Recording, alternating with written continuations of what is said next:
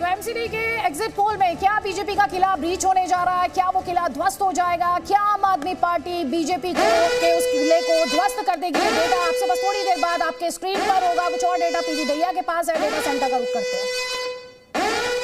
बिल्कुल, ये डेटा हम जल्दी अपने दर्शकों के सामने रखेंगे, लेकिन उससे पहले एक बड़ा इंटरेस्टिंग डेटा हमारे पास है जिसमें हम ये 4 एज कैटेगरीज के जरिए बताएंगे अपने दर्शकों को कि किसने किस पार्टी को वोट देना पसंद किया है। 4 एज कैटेगरीज में वोटर्स को यहां पर डिवाइड किया गया।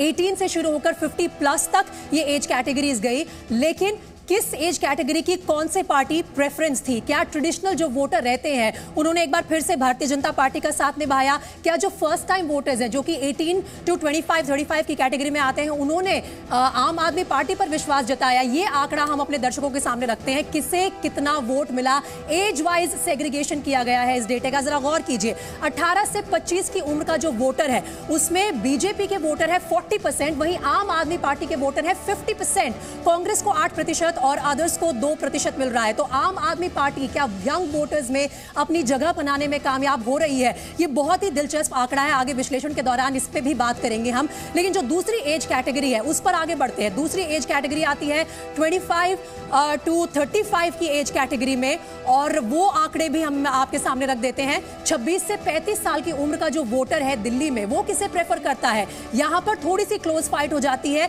48% प्रेफरेंस मिल रही है आम आदमी पार्टी को, बीजेपी को 40%, कांग्रेस को 8%, अदर्स को 4%। तो ये बात रही 26 से 35 साल के वोटर की। तो कुल मिलाकर देखिए इस एज ब्रैकेट में अब 35 से 50 में हम आ गए हैं, जहां पर फिर से प्रेफरेंस मिल रही है मिडिल एज सेगमेंट में भी आम आदमी पार्टी को 46% और बीजेपी को 35%। यहां पर कहीं ना कहीं कांग्रेस का एक ट्रेडिशनल वोटर शायद जाकर आ जाता है, तो 15% यहां पर प्रेफरेंस दे रहे हैं उनको, 4% अदर्स की कैटेगरी में जा रहा है। अब सीनियर सिटीजन की अगर बात की जाए, टेक्निकली 50 से ऊपर का जो वोटर है उसमें आप देखिए बीजेपी को 45% वोट मिलते हैं, आम आदमी पार्टी को 42% वोट मिलते हैं, कांग्रेस को 10% और अदर्स को 3% वोट यहां पर मिलते हैं।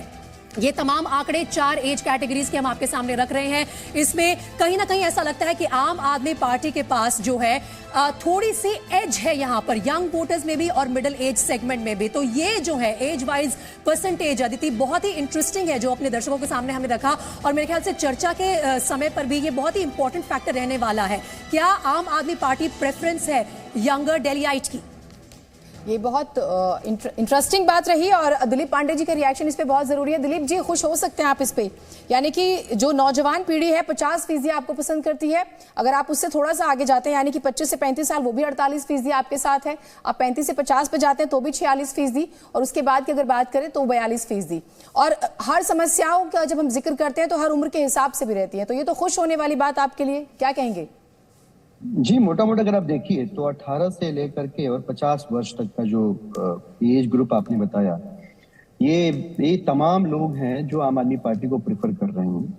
इसमें यंगस्टर्स को, मतलब मैं 18 से 25 की बात करूं और 25 से 35 की बात करूं, तो बड़ा क्लियर सा मैसेज है कि जो फर्स्ट टाइम वोटर है, सेकेंड टाइम वोटर है, या जिसने 15 साल में सियासत 3 बार भारतीय जनता पार्टी का झूठ, 3 बार उनका धोखा झेल चुका है, बर्दाश्त कर चुका है, वो अब उनसे तंग आ गया। लेकिन जैसे आप ऊपर जाते हैं तो भारतीय जनता पार्टी का जो ट्रेडिशनल वोटर है, जो बुजुर्ग लोग हैं, सीनियर सिटीजन्स हैं, जो पार्टी के लॉयलिस्ट हैं, उन्होंने अपना पाला नहीं बदला है। वो चाहे कूड़ा हो, कचरा हो, उनको किसी बात से फर्क नहीं पड़ता, वो भारतीय जनता पार्टी को वोट करना चाहते हैं। ये जो अभी आपने हालिया आंकड़ा दिखा है वो ये दिखाता है, और मुझे लगता है कि ये कॉमन सेंटिमेंट को, ये और कॉमन और एक्यूरेट सेंटिमेंट को ये रिफ्लेक्ट करता है। हालांकि आम आदमी पार्टी का जो वोटर है और जो बीजेपी का वोटर है, उसमें दोनों में बेसिक डिफरेंस है कि आम आदमी पार्टी का वोटर बड़ा पढ़ा लिखा सा, शरीफ सा और शांत सा वोटर होता है, तो कई बार वो ओपाइन नहीं करता इतना फियर्सली। वहीं बीजेपी का वोटर जो है मैच्योर वोटर होता है, ओल्ड लॉयलिस्ट होता है, तो बहुत फियर्सली वो ओपाइन करता है। तो ये एक दोनों के वोटर्स को रीड करने में एक डिफरेंस जो है, इसको ध्यान में रखना मुझे लगता है कि आपसे 25 से 35 का अलग वोट शेयर दिखाया और हमने 35 से 50 का अलग दिखाया। ये 35 से 50 का 25 से 35 का ये डिवीजन किस तरह से, मतलब आप अब या इसमें महिलाओं और पुरुषों में भी डिफरेंस था? नहीं, इसमें सिर्फ मेल्स और फीमेल्स में है, एज ग्रुप में डिवाइड नहीं था। एज वाले अलग ग्रुप्स थे और मेल और फीमेल टोटली अलग थे, एज वाइज उनको डिस्ट्रीब्यूशन नहीं था यहाँ पर। ठीक है, यहाँ पर हम अपने दर्शकों को अब नंबर गेम समझा रहे हैं दिल्ली एमसीडी का 250 वोट्स यहाँ पर, उसमें किस तरह से ये सीट जो है उसका प्रोजेक्शन है, एग्जिट पोल है, ये बार बार स्पष्ट करते हुए नतीजे 7 तारीख को आने हैं। उससे पहले एमसीडी की सीटों को लेकर प्रोजेक्शन क्या कहता है एग्जिट पोल का, इसके अलावा मुद्दे क्या रहे हमने आपको बता दिया, कूड़े का पहाड़, भ्रष्टाचार और जो स्थानीय मुद्दे थे उन्होंने यहाँ पर डोमिनेट किया, क्योंकि इस एग्जिट पोल में 5 मुद्दे जो रिस्पॉन्डेंट था उसको दिया गया। अब आपके स्क्रीन पर वोट शेयर है, आप देख रहे हैं बीजेपी के लिए प्रोजेक्शन है 39% वोट शेयर का, वहीं आम आदमी पार्टी के लिए 46% का ये वोट शेयर है। कांग्रेस पार्टी के खाते में 11% का वोट शेयर है और 4% वोट शेयर अदर्स के खाते में। जल्दी से एक रिएक्शन जफर भाई, पहले मैं आपका रिएक्शन चाहूंगी। यहाँ पर 39% मैं अभी नहीं, सीटों में किस तरह से कन्वर्ट होगा उसके लिए कुछ मिनट इंतजार करना पड़ेगा, लेकिन ये जो वोट शेयर का प्रोजेक्शन है, जल्दी से एक कमेंट आपका इस पर। जफर भाई पहले आप।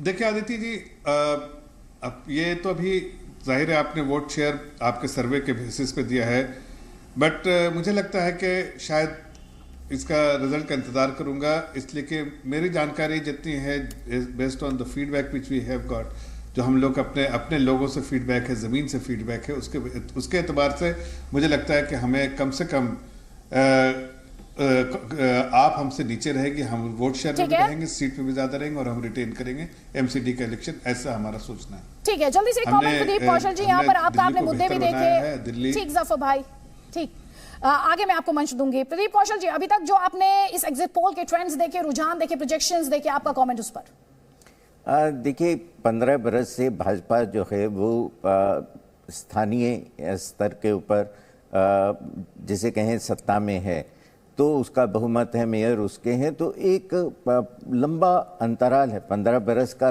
लंबा कालखंड है, तो एक जनता में एक लेकर के एक बोरियत हो जाती है, लोग उब जाते हैं, वही लोग हैं, वही पार्टी है, उनके वैसे ही समीकरण है, वही उनका रवैया है, काम करने का वही ढर्रा है। और दूसरा ये है कि लोग ये मान के चलते हैं कि प्रधानमंत्री के ऊपर बहुत अधिक निर्भरता है, उनका नाम लेंगे उसी से काम चल जाएगा। तो आपका जो पूरा का पूरा अभियान था उसमें एक विशेष प्रकार की ऊर्जा थी, उन्होंने अधिक श्रम किया, अधिक मेहनत की, बहुत आक्रामक प्रचार किया और जो भी मुद्दे थे उनके विरुद्ध, भाजपा के पास भी कोई मुद्दों की कमी नहीं थी, लेकिन कुल मिलाकर के उन्होंने उन मुद्दों को पलट करके भाजपा के विरुद्ध कर दिया, चाहे कूड़े के ढेर हैं, चाहे साफ सफाई है, कुछ भी है। तो कुल मिलाकर के और वो जो भावनात्मक मुद्दे हैं वो शायद उतने कारगर नहीं हो पाए। ये बहुत इंपॉर्टेंट पॉइंट है, क्योंकि एमसीडी के इलेक्शंस में भी जैसा कि हम बार बार ये कह रहे हैं कि राष्ट्रवाद के मुद्दे को उठाने की कोशिश की गई, नेशनल सिक्योरिटी का मुद्दा उठाने की कोशिश की गई, देशभक्त वर्सेस गद्दार की बात यहां पर की गई। जल्दी से एक कमेंट यहां पर दिलीप पांडे जी आपका भी चाहूंगी, जो वोट शेयर का प्रोजेक्शन है इस एग्जिट पोल के मुताबिक, आपका कमेंट।